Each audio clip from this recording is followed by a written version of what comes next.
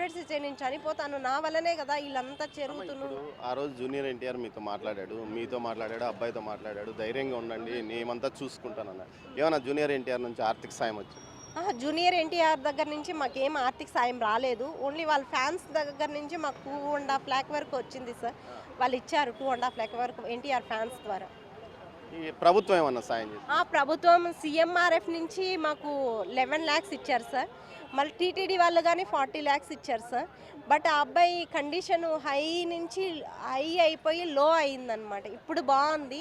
Heart, lungs అవంతా infection వచ్చినాయి ఈ కీమో చేయడం వల్ల. అందుకని ఇప్పుడు బాగున్నాడు అని చెప్పేసి డిశ్చార్జ్ తీసుకొని వెళ్ళండి అని చెప్తేనే ఇప్పుడు మీరు 20 లాక్స్ కట్టండి మేము డిశ్చార్జ్ ఇస్తాము అని చెప్తున్నారు సార్. ఆ రోజు మీకు సాయం చేస్తానని మాట ఇచ్చాడు. ఏమన్నా మరి మీరు ఏమన్నా మరోసారి అడిగారా మాకు ఇలా సాయం చేయండి, ఇంత ఫీజు కట్టాల్సి వస్తుంది అని? అంటే నా దగ్గర మాకు కృష్ణ యాదవ్ అనే సారు మాకు వీడియో కాల్లో చేపించారు సార్. నేను అడిగాను, సార్ ఏదైనా హెల్ప్ చేయండి సార్ అంటే మీ గవర్నమెంట్ దగ్గరికి వెళ్ళండి అని చెప్పారు సార్.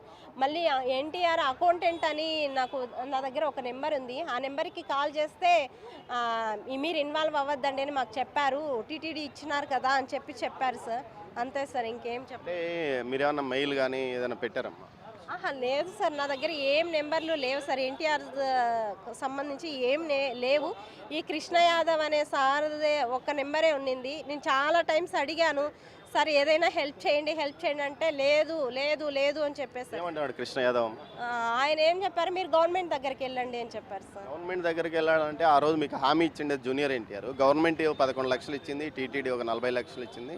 ఇంకా కొంత అవసరం ఉందన్న కోణంలో మీరు చెప్తున్నారు. మీ పరిస్థితి చూస్తే ఒక డ్రైవర్ మీ ఆయన, అదేవిధంగా మీ పరిస్థితి చాలా దారుణంగా ఉందని అప్పట్లో పెద్ద ఎత్తున మీడియాలో వచ్చింది. అది కూడా ఆయనకు మీరు ఏదైతే జూనియర్ ఎన్టీఆర్కి చెప్పారు, జూనియర్ ఎన్టీఆర్కి మీ అబ్బాయి వీరాభిమాని సినిమా చూసి చనిపోతానన్న స్థాయిలో నుంచి ఈ విధంగా కోలుకున్నప్పుడు ఒకసారైనా మీతో మధ్యలో ట్రీట్మెంట్ మధ్యలో ఏదైనా జూనియర్ ఎన్టీఆర్ కానీ వాళ్ళ ఫ్యాన్స్ కానీ ఎప్పుడైనా మాట్లాడారా? ఎవ్వరూ మాట్లాడలేదు సార్. నేనే మా అబ్బాయికి బ్లడ్ ఎక్కువ అవసరమైంది సార్. 63 బ్లడ్ ప్లేట్లెట్స్ అన్నీ అవసరమైనప్పుడు కానీ నేను చాలా టైమ్స్ ఎవరైనా తెలిసిన వాళ్ళకి కాల్ చేసి అట్లీస్ట్ సార్ ఎవరో ఒకరు చెప్తే మాకేమైనా హెల్ప్ చేస్తారో ఆ అబ్బాయికి అని చెప్పి, లేదు సార్ వాళ్ళు ఎవరు కానీ రెస్పాండ్ అవ్వట్లేదు సార్. కొంతమంది రెస్పాండ్ అయినారు, కొంతమంది రెస్పాండ్ అయినా ఏం చేయలేదు సార్. ఆ రోజు వీడియో కాల్లో మాట్లాడారు, మళ్ళీ ఏం చేయలేదు సార్. మళ్ళీ మీరు ఏమన్నా విజ్ఞప్తి చేయబోతున్నారా జూనియర్ ఎన్టీఆర్? సార్ అట్లీస్ట్ ఆ అబ్బాయి చనిపోతా నుంచి కోలుకునే స్థాయికి వచ్చాడు. అట్లీస్ట్ ఇప్పుడైనా మీరు ఆ అబ్బాయికి హెల్ప్ చేయాలని కోరుకుంటున్నాను సార్. అంతే సార్. జూనియర్ ఎన్టీఆర్ గురించి మీరేమన్నా చెడుగా భావిస్తున్నారా? ఈ విధంగా హామీ ఇచ్చి వద్దా కాదన్న? అయ్యయ్యో ఏం లేదు సార్. ఎన్టీఆర్ సారు చాలా విలువలు కలిగిన వ్యక్తి అనమాట. తను ఎప్పుడైనా స్పీచ్లు ఇస్తూ ఉంటారు కదా, అప్పుడు అన్నీ కొన్ని నేర్చుకోవాలి అనే టైప్లో ఉంటాం. బట్ ఏమైందో తెలీదు, ఎందుకు హెల్ప్ చేయలేదో తెలీదు. హెల్ప్ చేయనంత మాత్రాన మనం తప్పుగా అనుకోలేం కదా. నేను ఎప్పుడూ అలా ఆలోచించలేదు సార్. ఏదైతే రాజకీయ నాయకుల వాగ్దానాలు లాగానే ఇక్కడ హీరోల వాగ్దానాలు కూడా కనిపిస్తున్న పరిస్థితి మనకు కనిపిస్తుంది. సెప్టెంబర్ నెలలో ఏదైతే కౌశిక్ పరిస్థితి దారుణంగా ఉన్నప్పుడు వీడియో కాల్లో మాట్లాడారు, పెద్ద ఎత్తున హడావిడి చేసుకున్నారు. మీడియాలో ఓ అంటూ ఒక ప్రకంపనలు సృష్టించినట్లు జూనియర్ ఎన్టీఆర్ ఇంకా అంతా చేసేస్తున్నాడు అంటూ కూడా వార్తలు కూడా వచ్చిన నేపథ్యము. బెంగళూరులో ఉన్న ఆ అబ్బాయి దగ్గరికి స్థానికంగా ఉన్న ఏదైతే కృష్ణ యాదవ్ అనే జూనియర్ ఎన్టీఆర్ అభిమాన సంఘం అధ్యక్షుడు, జాతీయ స్థాయిలోనో రాష్ట్ర స్థాయిలో తెలియదు కానీ నేను జూనియర్ ఎన్టీఆర్ అభిమాన సంఘం అధ్యక్షుడు అని చెప్పుకుంటున్నాడు.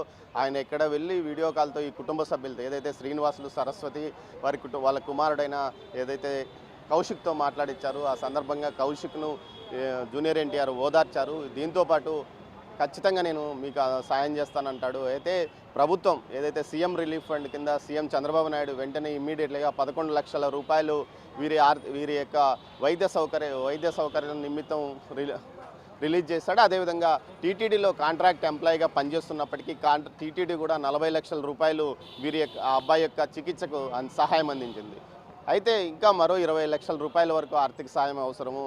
ఈ పరిస్థితుల్లో అబ్బాయి ఏదైతే ఆసుపత్రి నుంచి డిశ్చార్జ్ కావాలంటే ఆ 20 లక్షల రూపాయలు కట్టాల్సిన అవసరం ఉంది. కానీ తాను గతంలో తనకు సాయం చేస్తాను అని వాగ్దానం చేసిన జూనియర్ ఎన్టీఆర్ యొక్క ఫ్యాన్స్కు సంబంధించిన లీడర్స్తో కానీ అదేవిధంగా అకౌంటెంట్తో మాట్లాడితే ఈ విషయంలో పట్టించుకోవద్దు, అసలు టచ్ చేయొద్దంటూ అక్కడి నుంచి పైనుంచి మాకు సమాధానం వచ్చిందని వారు చెప్పినట్లు ఆమె చెప్తుంది. మరోవైపు ఏదైతే తాను ఇచ్చిన మాటను నిలబెట్టుకోవాలంటూ కూడా ఆమె రిక్వెస్ట్ చేస్తుంది. కానీ డిమాండ్ చేయడం లేదు. తనకు ఆ రోజు సాయం చేస్తామని జూనియర్ ఎన్టీఆర్ మాట ఇచ్చాడు. ఆ నేపథ్యంలో ఈ విధమైన చికిత్స కోసం తాను ముందుకెళ్ళాను. తాము పేదవాళ్ళము, తమకు సాయం చేయండి, ఇచ్చిన మాట మీద నిలబడండి అంటూ కూడా ఆమె అర్థిస్తున్న పరిస్థితి. మరోవైపు మొత్తం మీద చూసుకుంటే మిడిల్ మేనేజ్మెంట్ ఏదైతే అటు జూనియర్ ఎన్టీఆర్కి వీరికి మధ్యలో ఏదైనా కొంతమంది ఉన్న ఫ్యాన్స్ అసోసియేషన్ నాయకులు ఏదైనా వ్యవహారంలో చక్రం తిప్పి వీరికి సాయం అందకుండా చేశారా, ప్రభుత్వం వద్ద నుంచి తీసుకోండి అంటూ ఘాటుగా చెప్పినట్లు తెలుస్తుంది ఏమకు. అయితే ప్రభుత్వం కూడా 11 లక్షల రూపాయల వరకు సీఎం రిలీఫ్ ఫండ్ ఇచ్చిన నేపథ్యంలో ఏదైతే మరోసారి